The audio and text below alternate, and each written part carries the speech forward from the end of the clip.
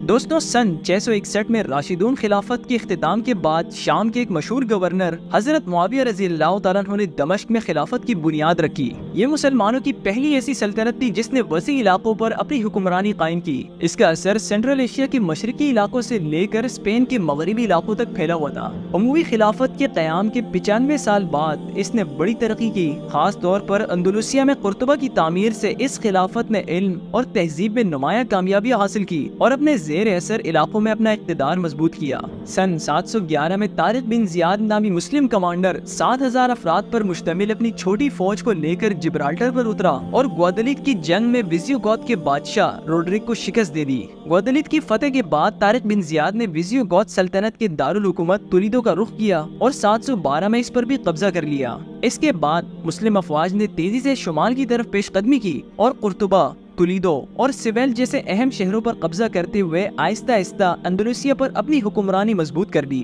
لیکن اچھے دور کی ایک بری بات یہ ہوتی ہے کہ اس کا بھی ایک نہ ایک دن خاتمہ ہونا ہوتا ہے، اور اسی طرح 747 میں امیyyد کیلیفیٹ کو ایک بڑی بغاوت کا سامنا کرنا پڑا جسے عباسی ریولوشن کے نام سے جانا جاتا ہے۔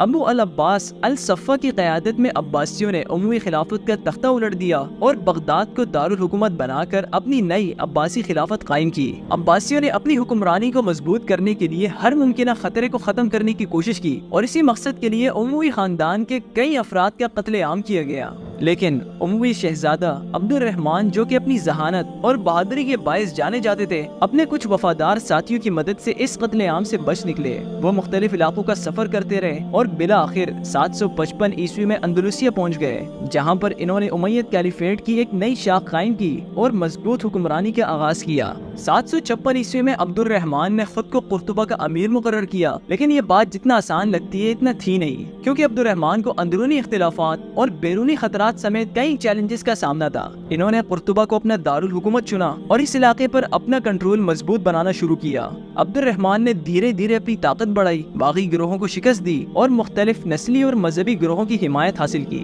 انہوں نے اپنے مخالفین کو عام معافی دے کر ایک شمولیتی پالیسی بنائی اور اپنی ریاست کے اندر ریلیجس ٹالرنس کو فروغ دیا۔ انہوں نے اندلسیہ کو ایک عظیم اور ثقافت سے بھرپور مرکز میں تبدیل کر دیا۔ یہاں پر علم، فن اور سائنس کا ایک متحرک ماحول پروان چڑھا۔ یہ ایک ایسی ریاست تھی کہ جہاں مسلمان، عیسائی اور یہودی امن کے ساتھ رہتے تھے اور اپنے علم و فن کا تبادلہ کرتے اور معاشرتی ترقی میں اپنا کردار ادا کرتے تھے۔ قرطبہ اس دور میں علمی سرگرمیوں کا مرکز بن چکا تھا۔ یہاں کی لائبریریز، یونیورسٹیاں اور ترجمے کے مراکز بہت مشہور تھے۔ قرطبہ کے اندر ایک خاص مرکز تھا جسے کہ ہاؤس آف وزڈم کہا جاتا تھا، اور یہاں پر دیگر تہذیبوں کے اہم کاموں کو عربی میں ترجمہ کیا جاتا تھا، اور اس سب میں یونانی، فارسی اور ہندوستانی علوم شامل تھے۔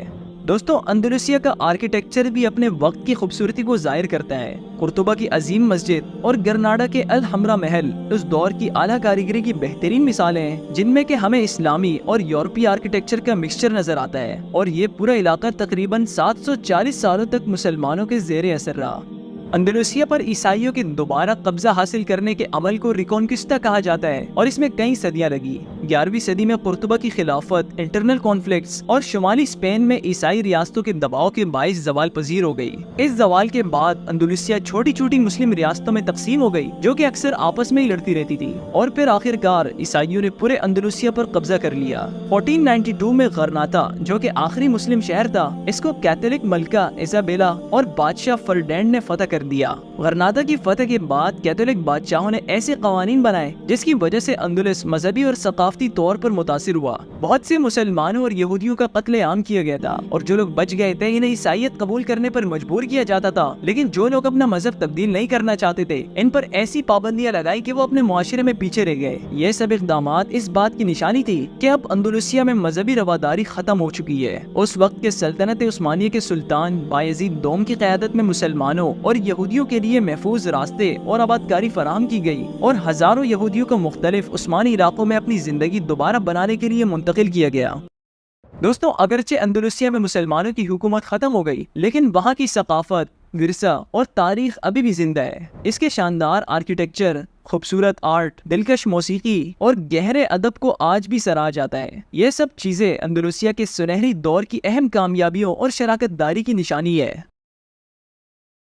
دوستوں میں امید کرتا ہوں کہ آج کی اس ویڈیو سے آپ کو مسلمانوں کے ایک اور سنہرے دور کے بارے میں پتہ چلا ہوگا۔ آپ کو یہ ویڈیو کیسی لگی مجھے کمنٹس میں ضرور بتائیے گا، اور اس چینل کو بھی ضرور سبسکرائب کیجیے گا۔ آپ سے ملاقات ہوگی ایک نئی ویڈیو میں، تب تک کے لیے اجازت دیجیے۔ اللہ حافظ۔